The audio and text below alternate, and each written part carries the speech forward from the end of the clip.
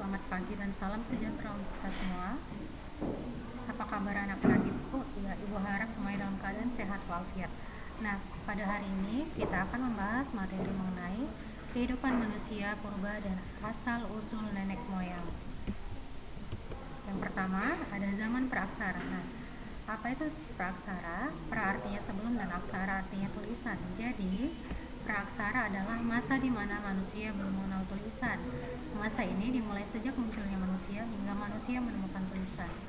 Penduduk di Kepulauan Indonesia baru memasuki masa praaksara pada abad ke-5 Masehi. Dihubungkan dengan temuan prasasti peninggalan kerajaan Kutai di Muara Kaman, Kalimantan Timur. Hal ini jauh lebih terlambat dibandingkan di tempat lain seperti di Mesir dan Mesopotamia yang sudah mengenal tulisan sekitar tahun 3000 sebelum Masehi. Yang kedua, proses terbentuknya bumi. Ada 4 evolusi proses terbentuknya bumi. Yang pertama, Arkeozoikum, yaitu masa tertua, masa awal pembentukan kerak bumi, lempeng tektonik, dan atmosfer. Pada masa Arkeozoikum, kehidupan di bumi belum ada. Yang kedua, Paleozoikum, masa muncul kehidupan awal seperti invertebrata, ikan, serangga, dan reptil. Yang ketiga, Mesozoikum, yaitu zaman reptil atau zaman dinosaurus, atau di mana reptil berkembang pesat secara jumlah dan ukuran.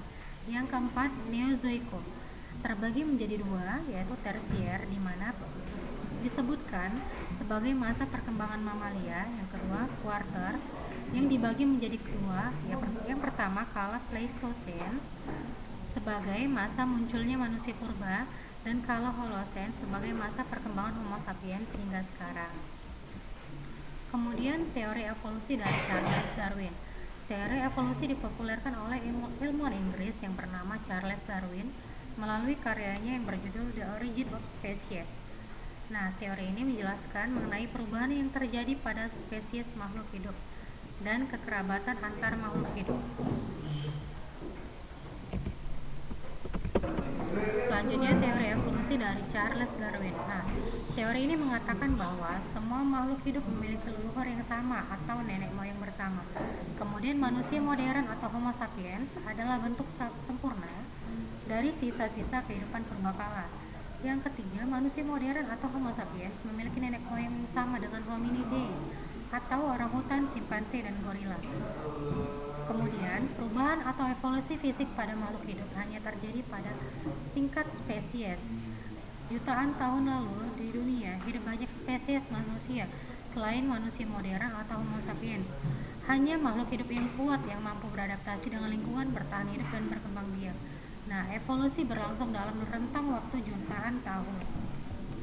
Kemudian, ada manusia purba di Indonesia. Ada 2 cara untuk mengetahui kehidupan manusia pada masa awal, yaitu dengan sisa-sisa manusia, tumbuhan, dan hewan yang telah membatu atau bisa disebut dengan fosil.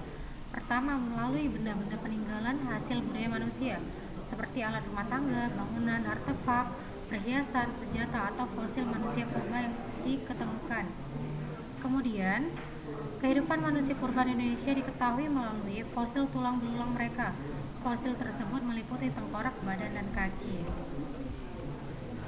Ya, jenis manusia purba di Indonesia. Yang pertama, Meganthropus paleojapanicus. Nah, secara bahasa berarti manusia bertubuh besar atau raksasa tertua dari Jawa. Ditemukan oleh von Koenigswald pada tahun 1936 di Sangiran, Jawa Tengah. Selanjutnya, Pithecanthropus erectus. Secara bahasa berarti manusia kera yang berdiri tegak. Ditemukan oleh Ethne de Bois pada tahun 1890 di Prinial, Jawa Timur. Yang ketiga, Homo erectus, berarti manusia yang berdiri tegak, merupakan manusia pintar yang banyak ditemukan oleh ahli di Sangiran, Mojokerto, dan Ngawi. Yang keempat, Homo sapiens, yang berarti manusia cerdas atau bijak. Nah, ada beberapa jenis Homo sapiens, yaitu Homo jacensis, Homo soloensis, dan Homo floresiensis. Kemudian ada asal-usul nenek moyang. Ada 3 teori asal-usul nenek moyang. Yang pertama, teori out of Africa, teori Nusantara, dan ketiga, teori dari Yunan. Nah, persebaran ras nenek moyang bangsa Indonesia. Yang pertama, ras Negrito dan Melanozoid. Yang kedua, ras Austronesia atau Proto-Melayu, dan yang ketiga, ras Deutero-Melayu atau Austronesia. Nah, hasil budaya masa praksara yang pertama ada zaman Paleolitikum atau zaman batu tua, yang kedua zaman Mesolitikum atau zaman batu tengah, yang ketiga zaman Neolitikum atau zaman batu muda, dan zaman perunggu. Nah, perlu diperhatikan terdapat dua pembagian pada masa praksara. Yang pertama, pembagian zaman berdasarkan geologi, yaitu Arkeozoikum, Paleozoikum, Mesozoikum, Neozoikum. Dan yang kedua, pembagian zaman berdasarkan arkeologi, yaitu Paleolitikum, Mesolitikum, Neolitikum, dan zaman perunggu. Kemudian, teori evolusi menjelaskan mengenai pohon kekerabatan antara makhluk hidup dan perubahan bentuk fisik pada spesies makhluk hidup. Kemudian, asal-usul nenek moyang bangsa Indonesia tidak hanya dari satu bangsa saja, namun percampuran dari jenis bangsa seperti Negrito, Melanozoid, Austronesia, bahkan juga terdapat bangsa India, Cina, Arab, dan Eropa.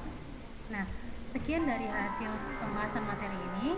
Jika ada pertanyaan, Ibu persilahkan pada pertemuan berikutnya. Sekian dan terima kasih.